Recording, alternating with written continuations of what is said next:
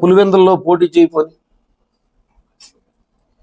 అసలు ఇప్పుడు దాకా ఎక్కడ పోటీ చేయాలో అసలు లేదంటే 24 సీట్లు తీసుకుని చంద్రబాబు నాయుడు కాళ్ళు చేతులు పట్టుకుని జన సైనికుల ఆత్మగౌరవాన్ని చంద్రబాబు నాయుడు పాదాల దగ్గర తాకట్టు పెట్టి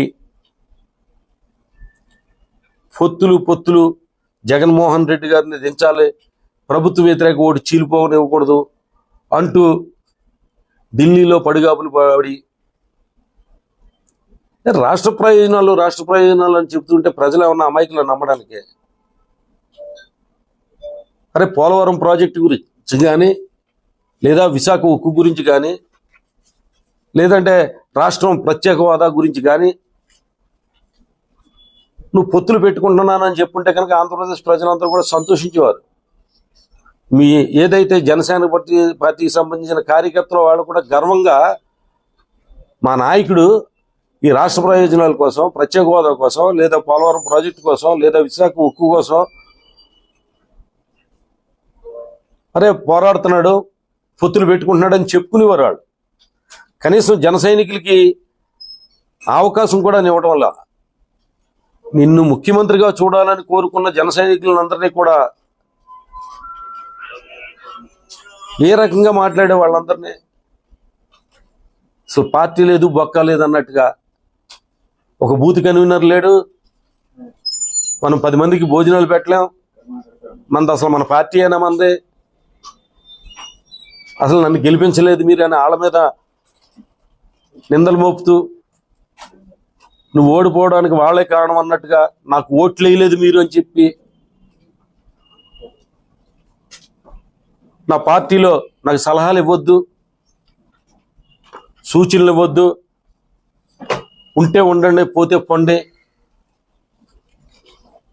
అని ఈ రకంగా నీ పార్టీకి సంబంధించిన నీ అభిమానుల్ని జన సైనికుల్ని కూడా అవమానించే ధోరణిగా మాట్లాడటం, రాజకీయాల్లో ఇటువంటి వింత పోకడలు ఎక్కడ కూడా చూడలా.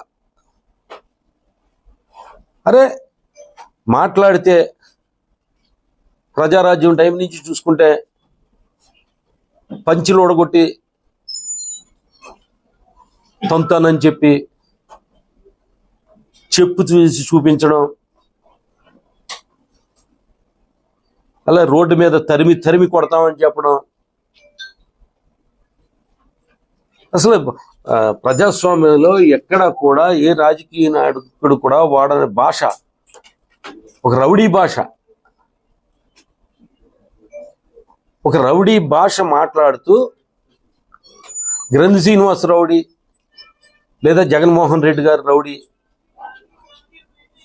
ఇలా మాట్లాడుతుంటే గురువింద గింజ సామెత గుర్తొస్తుంది. మక్కిలి ఎరగదీసి నిన్న పవన్ కళ్యాణ్ గారు ఆ పార్టీ నాయకులను ఉద్దేశించి మాట్లాడుతూ ఒక గ్రంథి శ్రీనివాస్ రౌడీ అని, గోండా అని, లేదంటే భీమవరం నుంచి తరిమి కొట్టేయాలని చెప్పి ఆయన మాట్లాడింది చూస్తే కనుక నాకు ఆశ్చర్యం వేసింది. చాలా చిత్రంగా ఉంది ఆయన వ్యవహార శైలి కానీ, ఆయన మానసిక స్థితి కానీ చూస్తుంటే కనుక చాలా చాలా ఆశ్చర్యంగా ఉంది. జగన్మోహన్ రెడ్డి గారు ఒక గోండా అని, రౌడీ అని, అలాగే భీమవరం ఎమ్మెల్యే గోండా అని, రౌడీ అని, జగన్ గారిని అలాగే నన్ను ఈ విమర్శించడం చూస్తూ ఉంటే కనుక చాలా ఆశ్చర్యంగా ఉంది.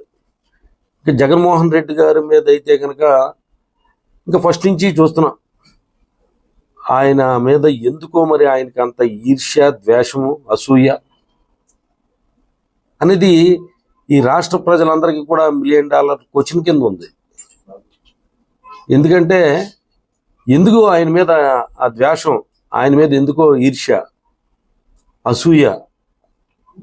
ఎప్పుడు చూసినా కూడా జగన్ గారి గురించి విమర్శలు చేయడం, అది ఇంక ప్రజలకి ఈయన మెంటల్ ఇన్బ్యాలెన్స్ గురించి అర్థమైపోయింది. కానీ నా గురించి మాట్లాడింది అయితే చాలా విచిత్రంగా ఉంది. కిందటి నెల 21వ తారీఖుని భీమవరం వచ్చాడు ఆయన. అలాగే జనసేన పార్టీకి సంబంధించిన నాయకులతోటి కార్యకర్తలతోటి అందరితోటి సమావేశం అయ్యాడైనా. సమావేశం అయిన తర్వాత ఆ కార్యకర్తలను ఉద్దేశించి ఆయన ఏం మాట్లాడాడు? గ్రంథి శ్రీనివాస్ అంటే నాకేం ద్వేషం లేదు,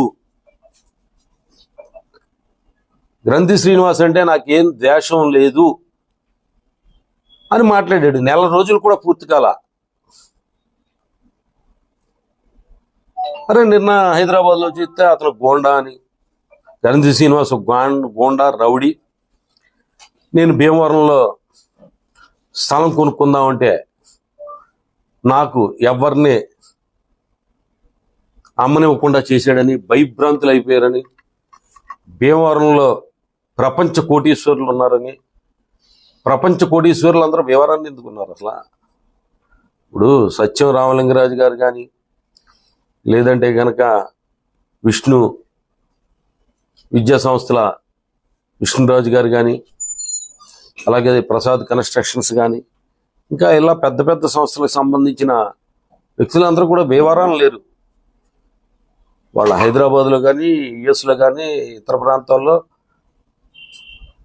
పెద్ద పెద్ద వ్యాపారాలు చేస్తూ ఎంతోమందికి ఉపాధి కలిగిస్తూ ఇక్కడ విద్యా సంస్థలు స్థాపించి భీమవరం అభివృద్ధికి తోడ్పడటమే కాకుండా ఇక్కడ ఎవరైనా ప్రజలకు సంబంధించి, ఎవరైనా విద్యార్థులకు సంబంధించి ఎవరన్నా ఏదన్నా వచ్చి మమ్మల్ని అడిగినప్పుడు మేము వాళ్ళకి ఏదన్నా రికమెండ్ చేస్తే వాళ్ళకి సంబంధించిన ఫీజులు తగ్గించడం కానీ అటువంటి సహాయ సహకారాలు అందిస్తున్న వ్యక్తులు వాళ్ళందరూ కూడా నన్ను చూసి, నా రౌడీజం చూసి పారిపోయారు అని చెప్పి చెప్పడం కూడా భీమవరం ప్రజలందరికీ ఆశ్చర్యం. నాకు ముందు అసలు ఏంటి ఈయన మెంటల్ స్టెబిలిటీ ఏంటి, ఎలా ఉంది మానసిక స్థితి అనేది నాకు అర్థమవుతలా. కిందటి నెల 21వ తారీఖు నుంచి గ్రంథి శ్రీనివాస్ అంటే నాకు ఎటువంటి ద్వేషం లేదన్న వ్యక్తి నిన్న ఎంత విద్వేషపూరితంగా, అరే భీమవరంలో ఓడిపోయడం నాకు చాలా బాధగా ఉంది, కడపలో పులివెందుల్లో ఓడిపోయినా